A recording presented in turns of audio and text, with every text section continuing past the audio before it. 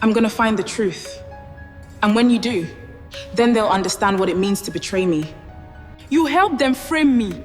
No, because I loved you, but you didn't love me back.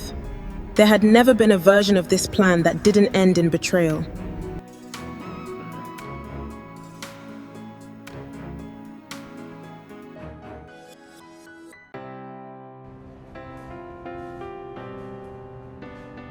The cell smelled like rust and damp concrete. Josephine sat on the thin metal bench, her back pressed against the cold wall. The fluorescent light above flickered every few seconds, casting brief shadows across the narrow room. Hours earlier, she had been standing in her office celebrating a breakthrough. Now she was sitting inside a detention facility in Lagos. You should try to sleep. Sleep? Tomorrow will be a long day. This can't be real. But deep down, she knew something worse than the accusations. The two people she trusted most had destroyed her life. 3 days later, Josephine sat across from her lawyer in a small consultation room. A newspaper lay on the table. Her face stared back at her from the front page. I didn't do any of this. I believe you, but belief isn't evidence. The accounts, the transfers, I never touched them. The digital trail says otherwise. So I'm just supposed to sit here while they destroy my life? The case isn't simple. The investigators think the evidence is strong. Of course they do. Did Kemi say anything? No. And Tunde? They are both cooperating with investigators.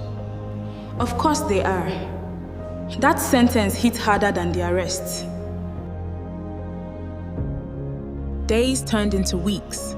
Weeks blurred together inside the detention center. Josephine slowly stopped checking the calendar. That's the tech woman. No. The fraud girl. At night, she replayed memories in her mind. Every memory now felt poisoned. You're the business lady, right? Yeah. You don't look like a criminal. Appearances can be deceiving. Months later, inside the office of the Economic and Financial Crimes Commission, investigator Dada studied the case file again. Something bothered him. The evidence was almost too perfect. Run another forensic check on the Ligon records. Again? Yes! There's something strange, sir. What?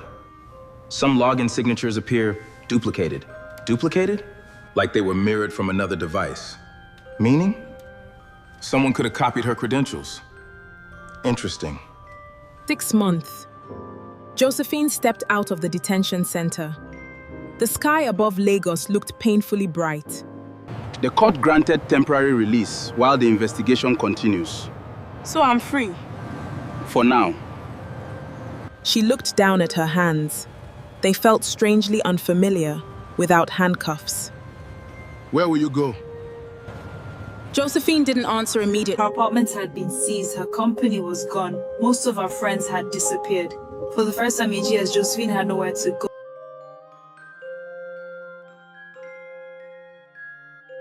Later that evening, Josephine sat alone on a bench near the waterfront. The city she once loved now felt foreign. I trusted you. Both of you. Are you okay? I'm fine. You don't look fine. Do I know you? No. My name is Amara. And you always approach strangers who look miserable? Only when they look like they're carrying the entire world on their shoulders. My name is Josephine. Well, Josephine, you look like someone who needs a friend. 2 days after meeting Amara, Josephine found herself standing outside a small building tucked between two shops on a quiet street. I was wondering if you'd come. You said I could stop by. And you did. Come in. Inside, the studio felt completely different from the harsh world Josephine had been living in. You made all of these? Most of them. That one is called Survivor. It's beautiful. Sometimes art understands pain better than word.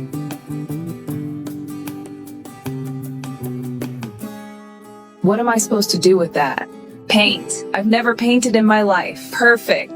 I think you misunderstand. I'm terrible at creative things. Good. Then there are no expectations. For the first time since her arrest, her mind was quiet. No anger, no fear, just the soft sound of the brush against canvas. You're breathing differently. What? You're not carrying the weight of the world for a few minutes. I forgot what that felt like.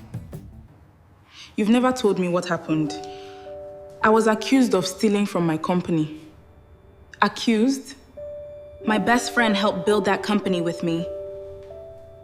And my business partner. They framed me. That's a serious accusation. I know. But I can feel it. Tunde couldn't even look at me when they arrested me.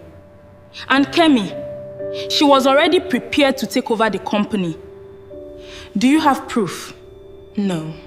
Then what do you have? Time. Wait. What is it? This timestamp, it says I logged into the system at 2:13 a.m. That's impossible, because I was at a tech conference that night. You're saying someone used your credentials? Someone who had access to the office. Kemi? But another name appeared immediately after. Tunde.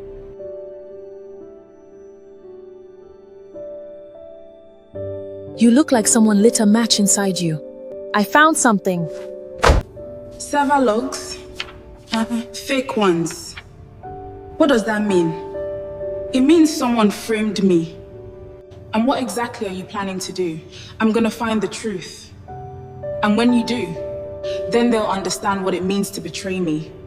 Late one evening, Josephine stood across the street from the Swift Route office building in Lagos. The same building where everything had collapsed. You don't have to do this tonight. I need to see it. Or you need to punish yourself. Maybe both.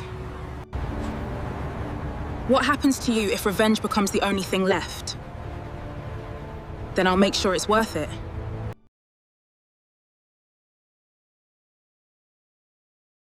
2 nights later, Josephine returned alone.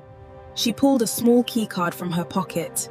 Kemi had never revoked her old access card. She swiped the card. The door clicked open. She stepped inside slowly. If Kemi planted something, it has to be here.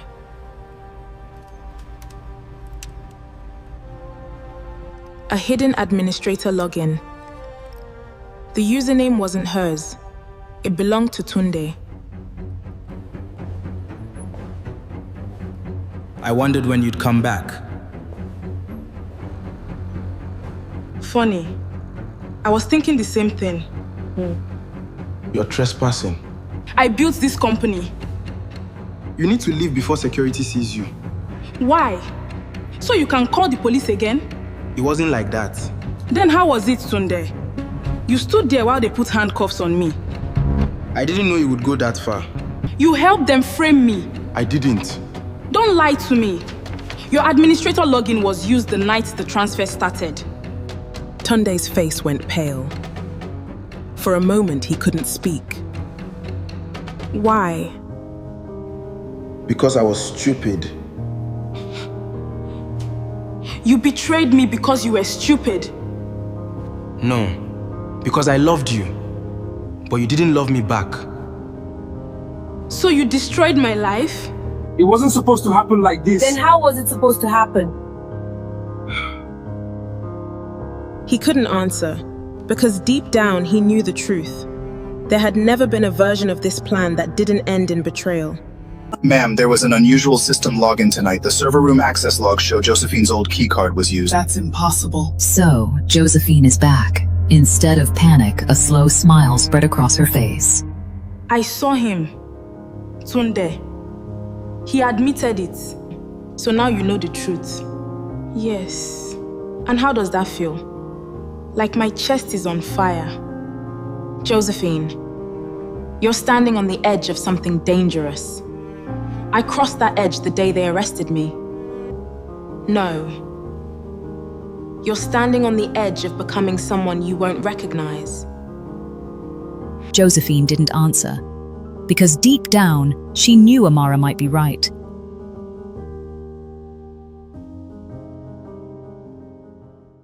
The next morning, Josephine reviewed the data she copied from the server. One file caught her attention. It was an agreement between Kimi and an outside investor. But the investor's name made Josephine's blood run cold. The same man who had asked her out. The same man she had gone on dates with. The agreement was dated 2 months before the fraud began.